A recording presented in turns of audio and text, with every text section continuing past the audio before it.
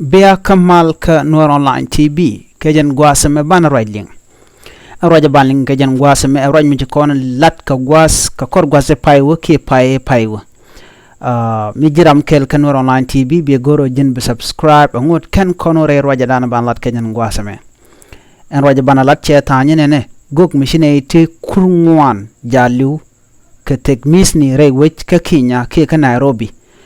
Prophet Mackenzie jan gok machine to kudang wan taga ja test nin joro ja dan balinga jan gwasame ka kor gwas mi ci we chana roy ke jan ku goka na men go chana sta chop ka kudaro jalu ke boss re wech ka Kenya jan chala no te ka walti te ka je en tama chana sta chop ka kudaro ko ken yok liu alaw madne ne dial ka kurngwan kana sten chiliure duel kos ko jan la na da jogano ramigoro be je ke Jesus ke Yeshu ata kamis enteng mis namo wajelelere ruob gwas michiran meska piu ke miska kwanten entema chalad no shipegne tin chi woni ka kurngwan wide diok wa kanat ji tesnien la da ram en la commissioner niroda onyancha ereg matogre ruob mishale shakaola jan gwasante gwan wala motin jan gwas la kana palten an gwan wala mashwale Paul Nisenge Mackenzie jan gwasa la nasa joka pes iteka kamis biya malu shangaran ashimas kapure ruop wi pamen wini kene diala to la jenu shiraro da luang ka woj ko ruda namo jan chekan dial widian yar kawal chana dial twit atelemu gwamel rana la charki mi char kene diala to en wut gogo mono wal jen ger torbiel ka gwase dane chalat ka je ne ka gwade cho la ger ne torbiel mi taxi gwaden shine to luten cha ka wutam dolwal kane dialan kon ci liu gat kane ni dit kan gatin to an ke totin ci tesnien cha ka tam cha jigno kan gat dai kane ngoken ci te misne nakamo na ma cha jalat en gogo mo nak nakane nas ka kus goen kenten konte ka ko kan la kan ro ka tanki ka tuk mi chaling en ideal ka chol kan roja mo to ikam ko nyalaka en tangamo chajigan tam kuma Kenya eno gul raini ken ke shaitan mugoro banas bakanak ka duwa badana naka nas ka jam en shaitan gora rem la rana tuga ke la rana tuga lam tot manumi ba wona ka o ba midid ba jalachit ko banad bakanak gwada dan tugo je burai ke tang den mi show kam do dien angwa samo brek mbo to kaje enu do mo lepal lo ko samo ko ron kina daru de diok lo ko de shale Good News International Church ajan lo ko dan en chudo mo jalep ko ron kina daru wi de diok en kuma Kenya marai ke President William Ruto telemishi kan lat ke ku gon tin nakanatre wi ka Kenya kire wi dien chala do en East Africa ke liu te ka luok tu chop ke kina dangwan ti ka luok tin content ke East Africa ka tere dien kana tu chop ke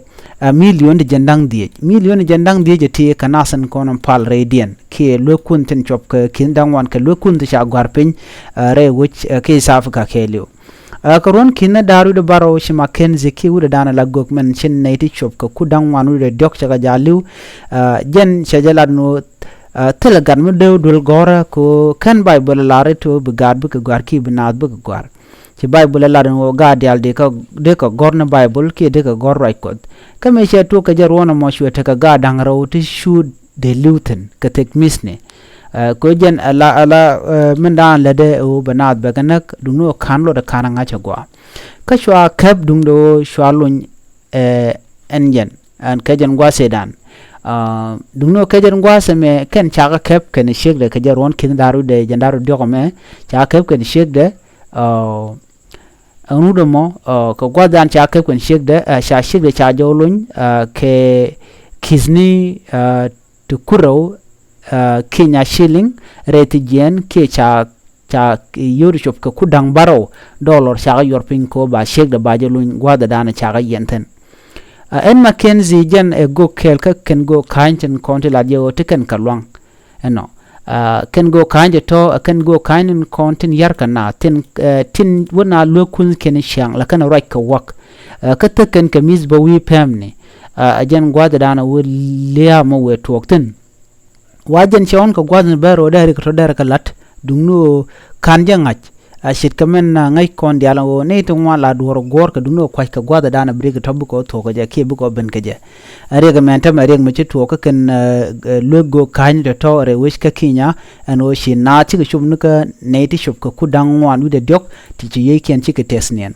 en ram ling raja me a gore be nyo ne ko ken mu gore jo jin raja me bijeling wer ka media nen ko ken shit comment I radio ken news ti ko ken ten content lat ka rwande talk be ko na go aka to ko wayne ko bije kulaling are ga me pay to ka jan konin dangro ti jan gwada dano ko ala rat ke je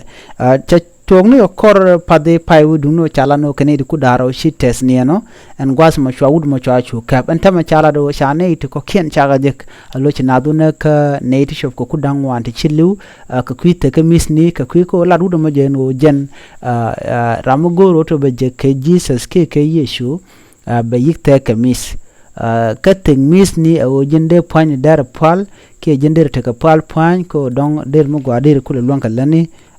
ko der ne ko der ko kula lat roanya ci go dunno ka kan go kandi ti to right tangti wa kan te ka walta ko kan kana shit kamen shal ka anointed oil ki anointed water amunyo to kan ka piu te sha put kos ko de point andera gwa mi shiran mi shakamat kan use kan ga to dunno shikare dian ci kan mo yete ko kien ti yar ka wonnat ke yar ka chernat ajin bashi de ngajo jin wo ka mi jengne ko ajan do badana lat kana kan tues kana ka walto ko kien te changach ajin no mishinen ka sheleng be cho ngajo ti te katen mi che gor bijala na re ka ka jijira mo ne me jen le randi yen ga jan gwas men wo shi Mackenzie chaneri shop ko kur dangwan chaga jaga jaliu ajin gudo me chala Mackenzie Prophet Mackenzie mugur je gore bo ko gel be je ke bo ko news tin ko kien chit comment I radio ki news tin chalat ke Kenya bi gor bi ko lingar wani ko lat ko rodien en gudo me jare chanang rei logan tama nguda kan ni moy karunta ba terete jen gaja ke mamba lele ko jen chane ri chop ko kudang wan che yiken chaga ja tesnien nguda kan lat na mo jen to kan ri kon la prophetin kon la fake prophet keten kon yar kana re wini jen ling yana ma che to ka kinyan tama shula jaga jaba to re wi chandana titin goro bija kap tiak nguda kan ne too late ki nguda kan jen na me jela ri yen ngajan gwasame biata kamal mi jiram jidit ke channel me gor bi subscribe ki bi nyane ko ken bye bye